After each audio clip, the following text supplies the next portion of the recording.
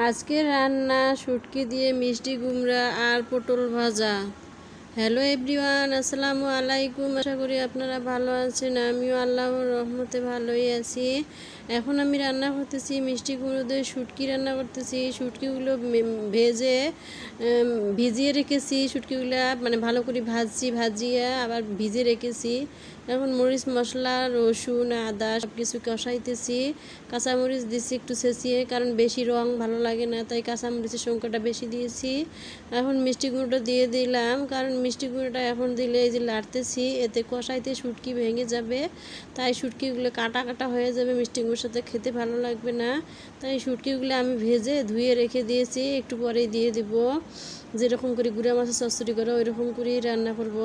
তো দেখেন মিষ্টি কুমড়োটা ঘেমে গিয়েছে, এখন দেখেন ভালো মতন কষানো হইতেছে, কাঁচা কাঁচা একটা ভিতর থেকে পানি আসতেছে আর মানে ঘেমে কমে যাইতেছে। এখন একটু সিদ্ধ করার পানি দিব। এই দেখেন সিদ্ধ করে পানি দিলাম, ভালো করে কষিয়ে নিলাম, তেল উপরে ভেসে উঠেছে। তো এখন আমি ভেজে রাখা শুটকিগুলো উপর দিয়ে দিলাম, দিয়ে ঢেকে দিব, যাতে এই শুটকিগুলো কুমড়োর সাথে সিদ্ধ হয়ে যায়। আপনারা একটা টিপস মনে রাখবেন, এইরকম মানে রান্না করতে গেলে শুটকি সবসময় উপরে দিবেন। শুটকি কষায় দিলে শুটকি ভেঙে যাবে, তার কারণে শুটকিটা তবে কাটা হয়ে যাবে, মিষ্টি কুমড়া খেতে ভালো লাগবে না।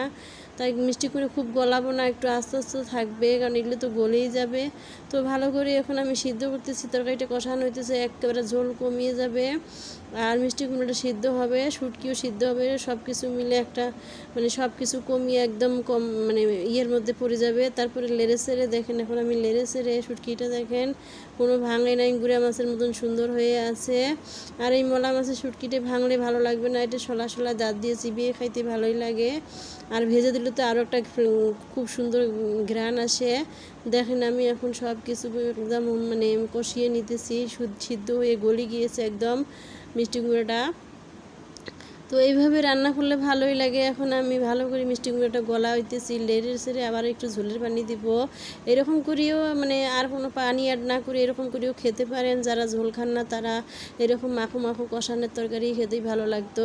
তো আমি একটু ঝোল দিলাম, কারণ আমার আমার পরিবারের মানুষেরা একটু পাতলা খাবে, এত ঘন তরকারি খাবে না, তাই আমি একটু ঝোল দিয়ে আবার জাল করে নিলাম, ভালো করে কমিয়ে নিলাম একদম। দেখেন এখন একটা মিষ্টি কুমড়াটা কত সুন্দর মাখো মাখো হয়েছে। আর শুটকির জন্য মিষ্টি কুমড়ার জন্য শুটকি দিয়ে রান্না করা একটা আলাদা বেস্ট খাবার, এর মতো খাবার আর হয় না। এই শুটকির সাথে মিষ্টি কুমড়া সবচেয়ে মজা লাগে বেশি, মাছ দিয়েও অতটা ভালো লাগে না। উপরে এখন ধনেপাতা ছিটি দিলাম, এখন হয়ে গেছে গরম গরম, উপরে ধনেপাতা ছিটি দিলাম। তো এইভাবে আজকে মিষ্টি কুমড়াটা রান্না করলাম, অনেক ভালো লাগে এইভাবে রান্না করি, গরম গরম ভাতের সাথে পরিবেশন করি খেয়ে দেখেন। এখন আমি পটল ভাজি করব, তো পটলটা আমি সব মেখে রেখেছিলাম, এখন আমি দিতেছি। তো কার কার কোন কোন আপুদের এই রান্নাটা ভালো লাগে, যদি ভালো লাগে লাইক কমেন্ট শেয়ার করবেন।